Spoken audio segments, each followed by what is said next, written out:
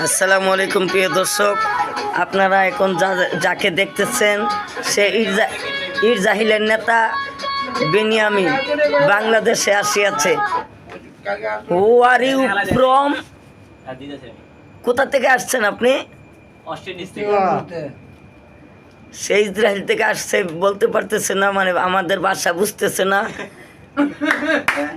সে ইরজাহিলের সদস্য, আমাদের এই বাংলাদেশের নেতানিয়াহু এই যে শ্যামপুর নতুন রাস্তার মধ্যে তাকে রাত এখন বাজে কয়টা, 3টা 4টার কাছাকাছি, 3:30টার কাছাকাছি আমরা পেয়েছি।